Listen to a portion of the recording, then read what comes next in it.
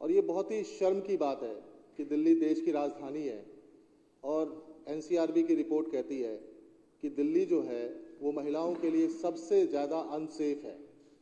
जिस दिल्ली में प्रधानमंत्री रहते हैं, गृह मंत्री रहते हैं, लेफ्टिनेंट गवर्नर रहते हैं, इतनी बड़ी दिल्ली पुलिस है, इतनी इतनी इतनी सारी फोर्सेस है, उसके बाद भी, और ये कोई एक साल का रिपोर्ट नहीं है, ये जो है सो साल दर साल का रिपोर्ट है। उठा के देखेंगे तो उसमें कुछ बदल नहीं रहा है, वो स्थिति और वर्स्ट का वर्स्ट होते जा रही है। क्यों?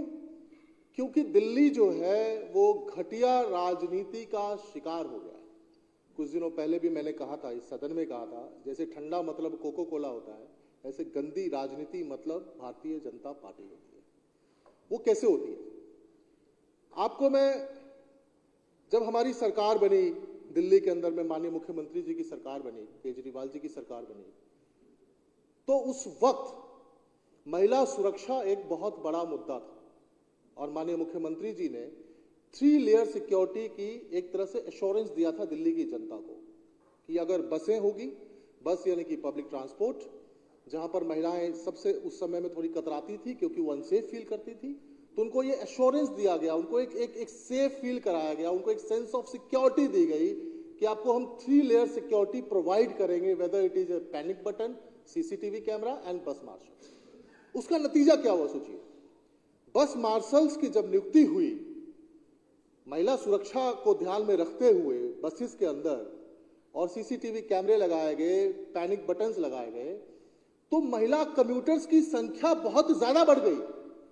और जब फ्री बसेस कर दी गई तो उससे क्या हुआ कि महिलाओं का वर्क फोर्स पे बहुत ज्यादा वो बढ़ा, क्योंकि दिल्ली के अंदर में जगह जगह दूर दूर तक महिलाएं जाने लग गई काम की तलाश में, उनका कंट्रीब्यूशन एक तरह से बहुत ज्यादा बढ़ गया।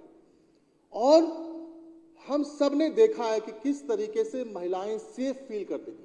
सीसीटीवी कैमरा है, अच्छी बात है, लेकिन जब कोई फिजिकली बस के अंदर में कोई मार्शल अगर मान लीजिए वर्दी में खड़ा है, तो एक महिला को सेंस ऑफ सिक्योरिटी फील होती थी कि आई एम सेफ, कुछ अगर ऊंच चूक हो जाएगी तो कोई मेरा है, कोई मेरा भाई है, कोई मेरा बेटा है जो मेरी मदद करेगा।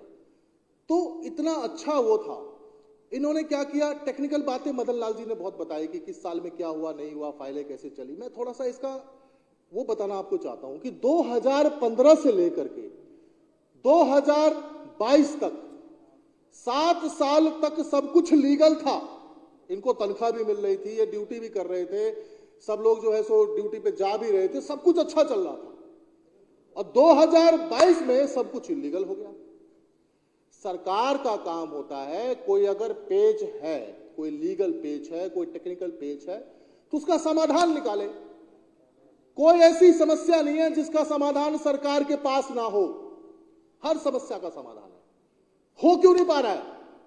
क्योंकि जानबूझ करके ये 10,000 से ज्यादा जो लड़के लड़कियां हैं सब गरीब परिवार से आते हैं, प्रवासी लोग हैं, कच्ची कॉलोनी में रहते हैं, झुग्गी बस्ती में रहते हैं, लेकिन अपना ईमानदारी से काम करके अपना परिवार को पालते हैं, ईमानदारी से करते हैं। इन सबका रोजगार छीनने का काम भारतीय जनता पार्टी के लेफ्टिनेंट गवर्नर ने किया, गंदी राजनीति के तहत किया। और ऊपर से इनको भड़काते हैं, इनको हमारी सरकार के खिलाफ भड़काते हैं, हमारे नेता के खिलाफ भड़काते हैं। अभी 4 महीने से जब इनको ड्यूटी करना चाहिए, अपना परिवार पालना चाहिए, मैं एक परिवार को जानता हूं, किरारी के कम से कम 500 से ज्यादा, मेरे खुद के क्षेत्र के 500 से ज्यादा लड़के लड़कियां सिविल डिफेंस के माध्यम से उनको रोजगार मिला। वो बच्चे हैं क्या?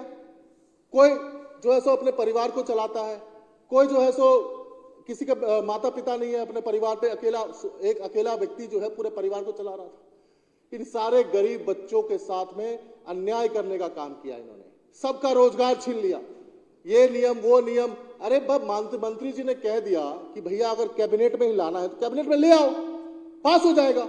कैबिनेट में लाएंगे भी नहीं, सरकार को बदनाम भी करेंगे, इनको नौकरी पे बहाल भी नहीं करेंगे, इनकी तनख्वाह भी नहीं देंगे, बोलते हैं होम गार्ड लगाएंगे। अरे होम गार्ड लगाओगे तो इनको होम गार्ड में लगा दो, अल्टीमेटली इनका रोजगार भी नहीं जाएगा और महिलाएं सुरक्षित भी महसूस करेंगी। आज क्या हुआ?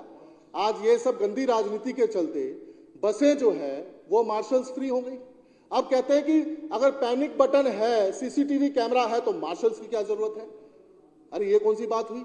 आप मुझे बताइए कि अगर सीसीटीवी कैमरा की बात करें तो दिल्ली में तो पूरी दुनिया में सबसे ज्यादा सीसीटीवी कैमरा है। कल को कहेंगे दिल्ली पुलिस की क्या जरूरत है? सब कुछ सीसीटीवी कैमरा ही कर देगा। अरे सीसीटीवी कैमरे का अपना रोल है, मार्शल्स का अपना रोल है, सबका अपनी जिम्मेदारी है। आज इन गरीब बच्चों को, जो कि गरीब परिवार से आते हैं, मार्शल्स के रूप में नौकरी कर रहे थे, अपना परिवार पाल रहे थे, महिलाओं की सुरक्षा कर रहे थे, देश के अंदर कंट्रीब्यूशन कर रहे थे, हमारी इकोनॉमी में, समाज में कंट्रीब्यूशन कर रहे थे, सबको इन्होंने सड़क पे बैठा दिया, धरने पे बैठा दिया और ऊपर से इनको उकसाते हैं, गंदी राजनीति करते हैं। हम आपसे माध्यम से एक ही बात कहना चाहते हैं मैडम स्पीकर, कि जल्दी से जल्दी इन सभी गरीब परिवार से आने वाले बच्चे बच्चियों को, जो कि मार्शल्स के रूप में ड्यूटी कर रहे थे, इनको दोबारा से बहाल किया जाए ताकि अपनी ड्यूटी कर सके, अपना परिवार चला सके, सेवा कर सके और ये गंदी राजनीति बंद हो। जो भी समाधान करने की जरूरत है उसको किया जाए। लेफ्टिनेंट गवर्नर ये गंदी राजनीति करना बंद करे। बहुत बहुत धन्यवाद। महेंद्र गोयल जी।